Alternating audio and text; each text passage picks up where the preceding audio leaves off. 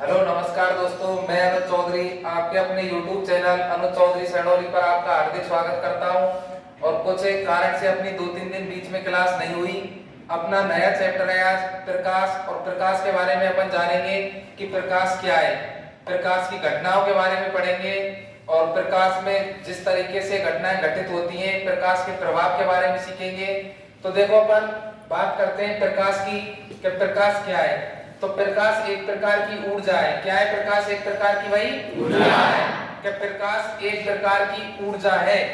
अगला क्वेश्चन पूछेगा कि प्रकाश को अपन इस तरीके से भी परिभाषित कर सकते हैं कि प्रकाश वह भौतिक साधन है जो वस्तुओं को कैसा बनाता है? दृश्यमान बनाता है।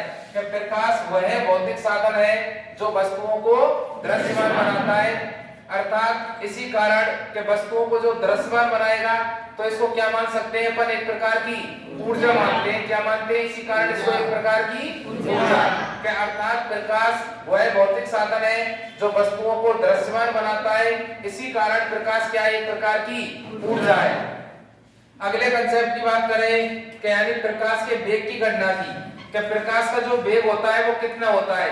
तो प्रकाश के वेग की गणना सर्वप्रथम संपूर्ण विश्व में, कहां पर भाई? संपूर्ण विश्व में प्रकाश के वेग की गणना सर्वप्रथम रोमन नामक वैज्ञानिक ने की थी। किस वैज्ञानिक ने की थी? रोमन नामक वैज्ञानिक ने। क्या प्रकाश के वेग की गणना सर्वप्रथम संपूर्ण विश्व में रोमन नामक वैज्ञानिक द्वारा की गई। इसके बाद में अगला क्वेश्चन पूछेगा कि वैज्ञानिक रोमर के अनुसार, किसके अनुसार? वैज्ञानिक रोमर के अनुसार कि जो प्रकाश का वेग है वो कितना होता है।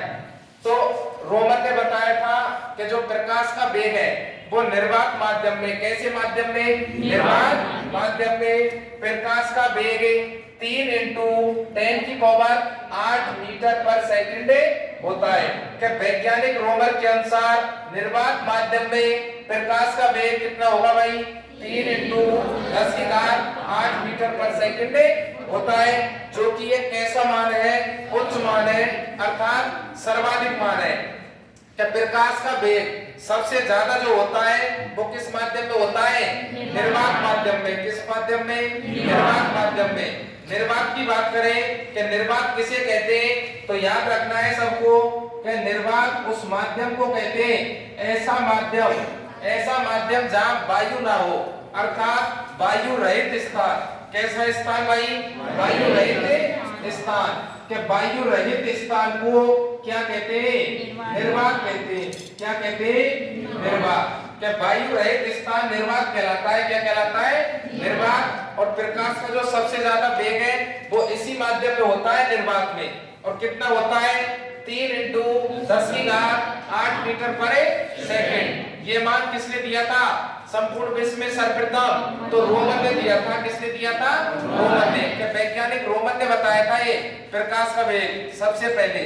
अगला बात करें कि प्रकाश के वेग के क्रम की। कि प्रकाश का जो वेग है उसका क्या क्रम है अलग अलग माध्यमों में, अर्थात भिन्न भिन्न माध्यमों में। तो याद रखना है प्रकाश का जो वेग है सबसे ज्यादा किसमें होगा भाई? निर्वात में। उसके बाद गैस में, उसके बाद द्रव में, लास्ट में किसमें होगा? सबसे कम उसमें। प्रकाश का सबसे ज्यादा वेग निर्वात में होता है और प्रकाश का सबसे कम वेग ठोस में होता है। किसमें होता है? ठोस में। कि निर्वात में प्रकाश का वेग सबसे ज्यादा होगा और ठोस में प्रकाश का वेग सबसे कम होगा। अब इसके बाद में क्वेश्चन पूछता है कि भाई जो प्रकाश है ये किस प्रकार की तरंगें होती है? प्रकाश किस प्रकार की तरंग है?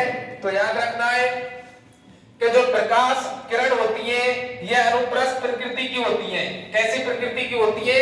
अनुप्रस्थ प्रकृति की। अगला क्वेश्चन पूछेगा कि प्रकाश एक प्रकार की विद्युत चुंबकीय तरंग भी है, किसके भांति कार्य करती है? तो याद रखना है विद्युत चुंबक की भांति। तो इसी कारण कहते हैं कि प्रकाश एक प्रकार की क्या है भाई? विद्युत चुंबकीय तरंग है, अर्थात अनुप्रस्थ तरंग होती है। कैसी तरंग होती है? अनुप्रस्थ तरंग है। सूर्य के प्रकाश की बात करें तो सूर्य का जो प्रकाश है इसको कहते हैं श्वेत प्रकाश। कैसा प्रकाश कहेंगे इसको? श्वेत प्रकाश। क्या सूर्य के प्रकाश को श्वेत प्रकाश माना जाता है और इस सूर्य के प्रकाश में 7 रंग उपस्थित होते हैं। कितने रंग? 7 रंग। पहला रंग है बैंगनी, दूसरा आसमानी, तीसरा नीला, चौथा हरा, पांचवा पीला, छठवा नारंगी और 7वां रंग जो होता है उसको कहते हैं लाल रंग। सबसे कम जो तरंगदैर्घ्य होती है, सबसे कम तरंगदैर्घ्य, सबसे कम तरंगदैर्घ्य किस रंग की होगी? बैंगनी रंग की। और सबसे ज्यादा तरंगदैर्घ्य किस रंग की होगी? लाल रंग की। क्या बैंगनी रंग की तरंगदैर्घ्य सबसे कम होती है जबकि लाल रंग की तरंगदैर्घ्य सबसे ज्यादा होती है। जिस रंग की तरंगदैर्घ्य सबसे कम होती है उस रंग का विकिरण सबसे ज्यादा होता है और जिस रंग की तरंगदैर्घ्य सर्वाधिक होती है उस रंग का विकिरण सबसे कम होता है। यह बात याद रखिए। आगे प्रकाश की घटना पढ़ाऊंगा, प्रकाश का विकिरण वहां पर क्लियर करेंगे इस चीज को अच्छे से। यहाँ केवल इतना याद रखना है कि सबसे कम तरंगदैर्घ्य बैंगनी रंग की और सबसे ज्यादा लाल रंग की। अब देखो अगला क्वेश्चन पूछता है प्रकाश में कि प्राथमिक रंग के नाम से किन रंगों को जाना जाता है? तो पहला लाल, दूसरा हरा और तीसरा नीला। तो लाल, हरे तथा नीले रंग को प्राथमिक रंग के नाम से भी जाना जाता है। क्लियर भाई यहाँ तक सबका? कि प्राथमिक रंग कौन कौन से होते हैं? लाल, हरा और नीला।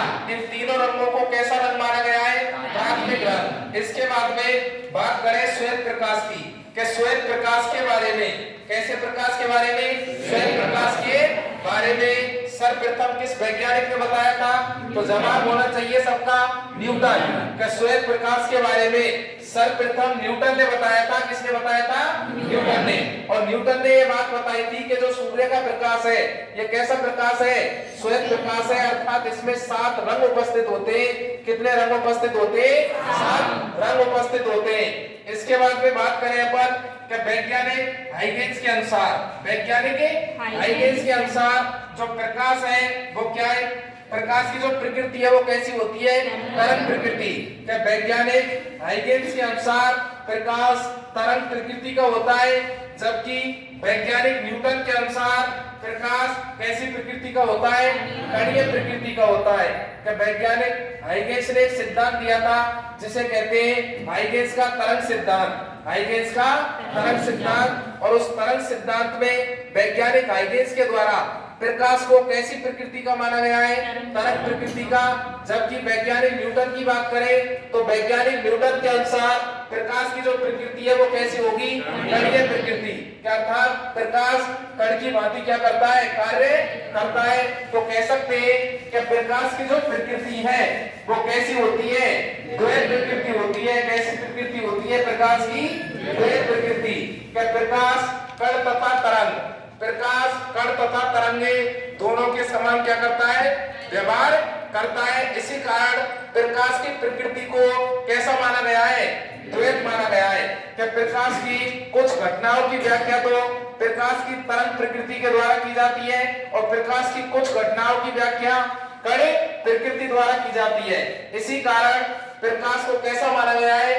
द्वैत प्रकृति का माना गया है। क्लियर भाई?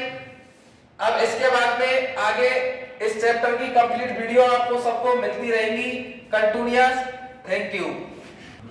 सभी को अपनी वीडियो कंटिन्यूअस मिलती रहेंगी। और यदि कोई जैसे कभी छुट्टी भी करता है तो कोई टेंशन लेने की जरूरत नहीं है। अपनी वीडियो यूट्यूब पर आपको सभी चैप्टरों की मिलती रहेंगी और सबको अच्छे से तैयारी करनी है। अब आगे पढ़ेंगे भाई अपन कल। आज के लिए इतना ही काफी। सबके लिए थैंक यू।